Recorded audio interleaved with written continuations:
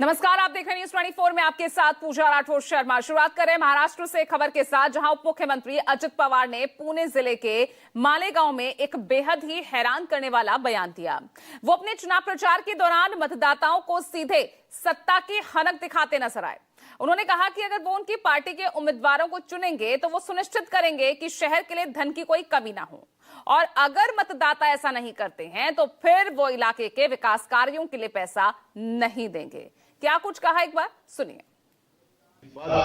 तुम्ही मला 18च्या 18 उमेदवार निवडून दिले ना, मी तुम्हाला सांगितलेलं सगळं द्यायला तयार आहे, पण तुम्ही तिथं काट मारली कमी, मी पण काट मारणार।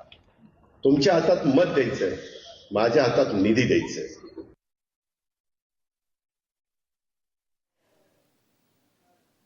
तो आपके पास वोट है, मेरे पास फंड है, वोट दोगे तो फंड विकास कार्यों में लगेगा, नहीं तो नहीं, ये कह रहे हैं यहां अजित पवार।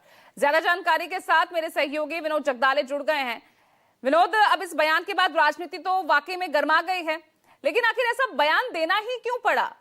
भाई, आप अपने आप को अगर इतना मजबूत समझ रहे हैं तो यहां अपनी सत्ता की हनक दिखा रहे हैं।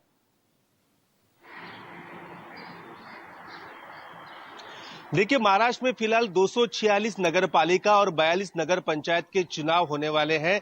वोट पड़ने वाले हैं 2 तारीख को, 2 दिसंबर को। तो अभी चुनाव प्रचार चरम पे चल रहा है। अजित पवार ने, जहां जो फाइनेंस मिनिस्टर है राज्य के, उप मुख्यमंत्री भी है, उन्होंने ये बयान मालेगांव नगर पंचायत के चुनाव प्रचार में दिया। मालेगांव ये कहां पर है? मालेगांव ये है बारामती की बगल वाली नगर पंचायत।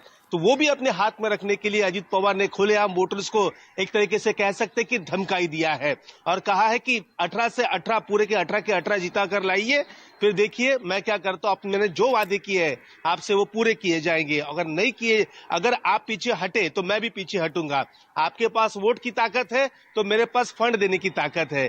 एक तरीके से कह सकते कि कांग्रेस सीधा कह रही कि ये तो वोटर्स को धमकाने की पूरी साजिश है, और कांग्रेस और दूसरे विपक्षी दल कह रहे हैं कि इसके बारे में हम चुनाव आयोग से जरूर बात करेंगे। आपको बताऊं, अजित पवार वो शख्स है जो भाषण में काफी जोश में कुछ भी बोल देते हैं। इससे भी पहले आपने देखा होगा कि एक 8 से 10 साल पहले की बात है कि डैम में पानी नहीं था, तो उसको लेकर उन्होंने एक भद्दी सी कमेंट की थी, और जिसके बाद काफी किरकिरी हुई थी राष्ट्रवादी कांग्रेस पार्टी की और खुद अजित पवार की। बाद में उन्होंने खुद भी कई इंटरव्यू में भी कहा कि मुझे ऐसा बयान नहीं देना चाहिए था।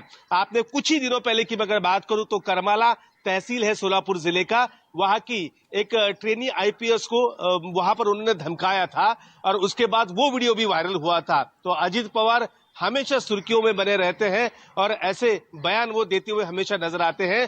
फिलहाल उनका ये बयान यहाँ पर आया है, लेकिन भारतीय जनता पार्टी के वरिष्ठ नेता और राज्य के जो मंत्री है चंद्रशेखर बावनकुले, उनका ये कहना है कि सिर्फ अजित पवार के पास अकेले फाइनेंस देने की पावर नहीं है, वो पावर मुख्यमंत्री की भी है, वो उप मुख्यमंत्री एकनाथ शिंदे की भी है और अजित पवार की है। और जब भी किसी को फंड देना होता है तो हम तीनों एक साथ बैठते हैं, और एक साथ बैठने के बाद किसे कितना फंड देना चाहिए उसके बारे में बातचीत होती है। अकेले अजित पवार का फैसला नहीं है। तो बचाव करने की कोशिश की है अजित पवार की। बावनकुले हमेशा इसी बात के लिए जाने जाते हैं कि अब कोई भी गलती करे तो उसके ऊपर पर्दा डालने का काम चंद्रशेखर बावनकुले बखूबी करते हुए नजर आते हैं। भाई, पर्दा तो कितना भी डाल ले, लेकिन यहाँ विपक्ष को तो एक बैठे बिठाए मुद्दा मिल गया ना। यहाँ पर सत्ता पक्ष को घेरने का अजित पवार को जिस तरह से वो घेरते नजर आ रहे हैं, अब इसे बीएमसी चुनाव का ही अब दबाव कहें कि इस तरह का बयान देने पर मजबूर होना पड़ा अजित पवार को। बहुत बहुत शुक्रिया आपका विनोद, इस तमाम जानकारी।